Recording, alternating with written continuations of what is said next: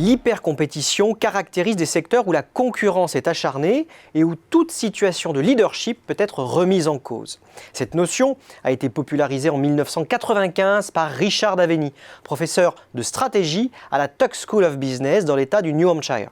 Cette situation correspond à des univers turbulents, marqués par une transformation constante et rapide des règles du jeu concurrentiel. Dans ces univers, les frontières des secteurs deviennent poreuses, l'identité des rivaux et des partenaires évolue constamment, les business models les plus robustes sont bousculés, les actifs stratégiques brutalement dévalorisés et l'innovation permanente. En résumé, les avantages concurrentiels chers à Michael Porter deviennent instables et transitoires et les leaders peuvent à tout moment être détrônés. Mais quels sont donc les facteurs qui contribuent à l'hypercompétition ? Il y a d'abord la mondialisation qui a bouleversé les règles du jeu traditionnel de la concurrence.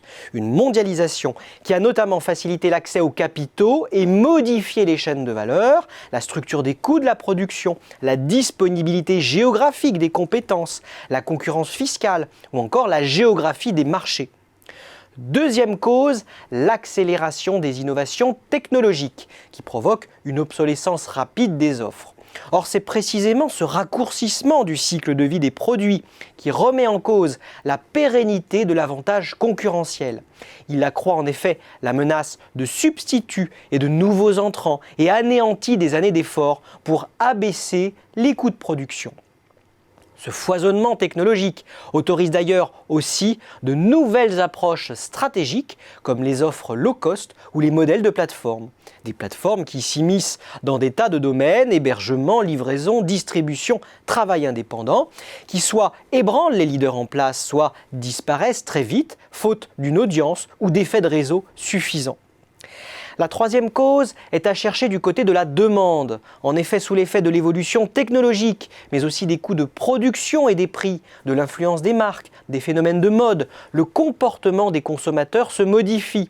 Mieux informés, ils peuvent être plus exigeants, moins prévisibles et en attente d'instantanéité.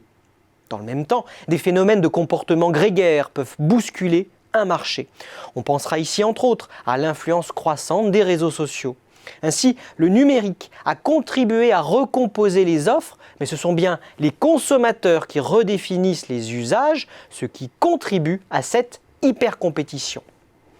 Dans un univers hyper compétitif, il n'est plus question de bâtir des barrières à l'entrée insurmontables et des forteresses inattaquables pour se forger un avantage concurrentiel.